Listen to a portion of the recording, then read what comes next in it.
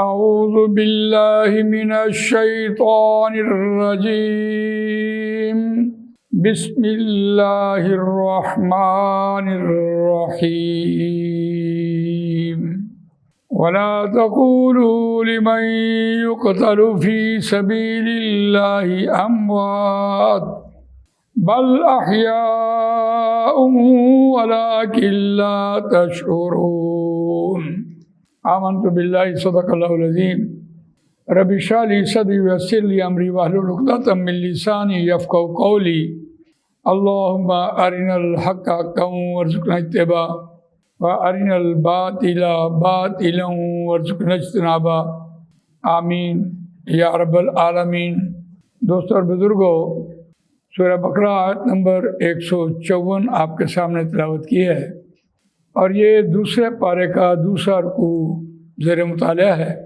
اس رکوع میں خاص طور پر امت مسلمہ کو ایک رہنمائی دی جا رہی ہے کہ اگر تم دین کا کام کرو تو یقیناً اس راستے میں شہادت ہو جائے گی، اللہ کی راہ میں قتل کیے جاؤ گے۔ اور یہ اتنی بڑی رہنمائی ہے کہ جیسے آپ نے چترال جانا ہے، نہ آپ کو وہاں کے موسم کا پتہ، نہ وہاں آپ کو اس کی خوراک کا پتہ، نہ آپ کو وہاں کے راستے کا پتہ، آپ بالکل اجنبی ہیں، اور آپ نے کسی شخص سے چترال کے حالات کا پوچھا تو اس نے ہر چیز بتائی، راستہ بھی بتایا، موسم بھی بتایا، خوراک بھی بتائی۔ تو اب جب وہاں آپ پہنچے تو جیسے اس شخص نے بتایا منوان ویسے ہی آپ نے پایا، تو یقیناً آپ اس کے لیے دعا گو ہیں، آپ کے دل میں اس کے لیے ایک شکر کا جذبہ۔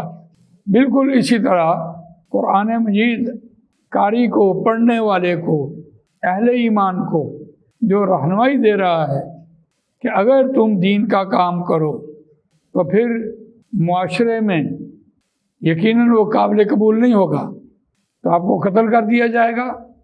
اب یہ قتل ہونے کی رہنمائی اور اللہ کی راہ میں یہ اتنی بڑی رہنمائی ہے کہ اگر شعوری طور پر کوئی شخص دین کا کام کرے اور اسے پتہ ہو کہ میں اس راستے میں چل رہا ہوں، میں دین کا کام کر رہا ہوں، تو میں قتل کیا جاؤں گا، تو پھر ساتھ بشارت بھی دے دی کہ جو اللہ کی راہ میں قتل کیا جائے وہ زندہ ہے، اسے مردہ مت کہو، وہ رزق دیے جاتے ہیں۔ سورہ ال عمران 169 وَلَا تَحْسَبَنَّ الَّذِينَ قُتِلُوا فِي سَبِيلِ اللَّهِ أَمْوَاتًا بَلْ أَحْيَاءٌ عِندَ رَبِّهِمْ يُرْزَقُونَ۔ اور آپ ہرگز نہ گمان کریں ان لوگوں کے بارے میں، کہ لوگوں کے بارے میں قُتِلُوا فِي سَبِيلِ اللَّهِ، اور جو اللہ کی راہ میں قتل کیے گئے، امواتا مردہ، بل احیاء عند ربہم، بلکہ وہ زندہ ہیں اپنے رب کے پاس، یرزقون، رزق دیے جاتے ہیں، فرحین بما آتاہم اللہ من فضلہ ویستبشرون بالذین لم یلحقوا بہم من خلفہم اللہ خوف علیہم ولا هم یحزنون۔ تو یہ جو اللہ کی راہ میں مارے جائیں ان کو یہ بشارت دی جا رہی ہے کہ وہ زندہ ہیں، تم انہیں مردہ نہ کہو۔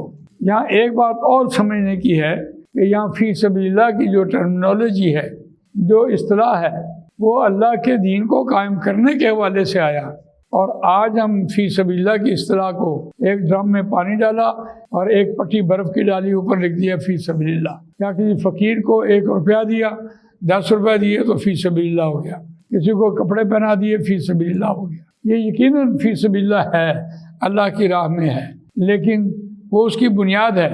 قرآن میں جب بھی فی سبیل اللہ کے بارے میں بات کرتا ہے تو اس کا مطلب ہے کہ وہ چوٹی بیان کر رہا ہوتا ہے، اللہ کی راہ میں شہید ہو جانا، اللہ کی راہ میں اپنی جان قربان کر دینا۔ فی سبیل اللہ کا مطلب یہ ہے وہ لوگ جو اللہ کی راہ میں قتل کیے جائیں اللہ کے دین کو غالب کرنے کے حوالے سے، تو وہ مردہ نہیں ہوتے۔ تو اس کو یوں بھی دیکھتے ہیں، نبی اکرم صلی اللہ علیہ وسلم نے صحابہ سے خود پوچھا کہ میری امت میں شہید کون؟ صحابہ نے عرض کیا یا رسول اللہ جو میدان جنگ میں مارے جائیں وہ شہید ہیں۔ رسول اللہ صلی اللہ علیہ وسلم نے فرمایا کہ وہ تو بہت تھوڑے ہوں گے۔ پھر آپ نے خود فرمایا شہید وہ ہے جو اللہ کے دین کو اللہ اور اس کے رسول صلی اللہ علیہ وسلم کی گواہی دیتے دیتے آخری سانس تک دنیا سے چلا گیا، وہ شہید ہے۔ نبی اکرم صلی اللہ علیہ وسلم نے خود 3 بار یہ دعا مانگی، یا اللہ مجھے زندگی بخش، میں تیرے راستے میں قتل کیا جاؤں، مجھے زندگی بخش، میں تیرے راستے میں قتل کیا جاؤں، مجھے زندگی بخش، میں تیرے راستے میں قتل کیا جاؤں۔ لیکن نبی اکرم صلی اللہ علیہ وسلم کو وہ میدان جنگ کی شہادت نصیب نہیں ہوئی، نبی اکرم صلی اللہ علیہ وسلم کو بستر کی شہادت نصیب ہوئی ہے۔ یقیناً نبی جو ہوتے ہیں وہ شہید ہوتے ہیں، تو اس میں کوئی فکر مندی کی بات اس لیے بھی نہیں ہے کہ آپ اللہ کے دین کا کام کرتے چلے جائیں، تو یہ ایک دوسرے کے اوپر گواہی ہے۔ تو گواہی کا تو بہترین ترجمہ بھی یہی ہے کہ آپ ان کے اوپر گواہ ٹھہرے ہیں، آپ ان کے لیے نمونہ بنے ہیں۔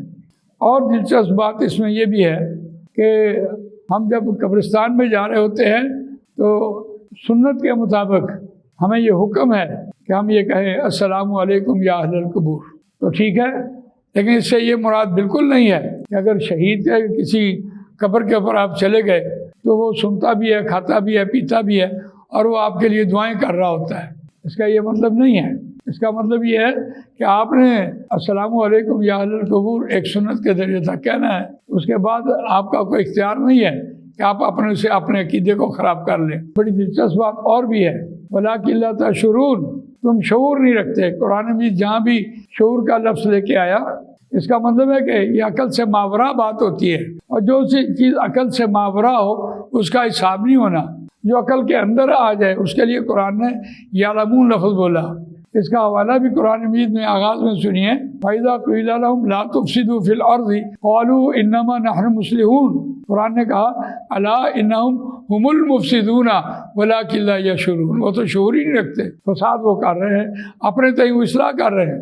ہر شخص اپنے تئیں اصلاح کرتا ہے، لیکن کوئی دوسرا اس کی غلطی کی اصلاح کرتا ہے۔ تو یہ ایک قرآن مجید اہل ایمان کو ایک بریف کر رہا ہے، ایک رہنمائی دے رہا ہے کہ اس راستے میں آئے تو جان چلی جائے گی، گویا اس راستے سے آنے سے پہلے اپنی ذہن سازی کر لے کہ یہ جس راستے کو میں نے اپنایا ہے اس میں جان بھی جا سکتی ہے۔ اور اگر یہ نظریہ بھی بن گیا، سوچ بھی بن گئی، تو یقیناً پریشانی کوئی نہیں ہے۔ اور آیت کا روان ترجمہ سنیے، وَلَا تَقُولُوا لِمَن يُقْتَلُ فِي سَبِيلِ اللَّهِ أَمْوَاتٌ، اور نہ تم کہو واسطے اس شخص کے جو قتل کیا جائے اللہ کی راہ میں مردہ، اسے مردہ نہیں کہنا، بل احیاء وَلَٰكِن لَا تَشْعُرُونَ، بلکہ وہ زندہ ہیں، وَلَٰكِن لَا تَشْعُرُونَ، اور لیکن تم شعور نہیں رکھتے۔ تو اس حوالے سے ہم نے اس کے آغاز میں آپ کے سامنے بات رکھی ہے کہ یہ بہت بڑی رہنمائی ہے اور ایک ٹارگٹ ہے، ایک ہدف ہے اہل ایمان کے لیے۔ اگر وہ اس ہدف کی طرف نہیں جاتا، دین کا کام نہیں کرتا، تو پھر آگے کیا کہا،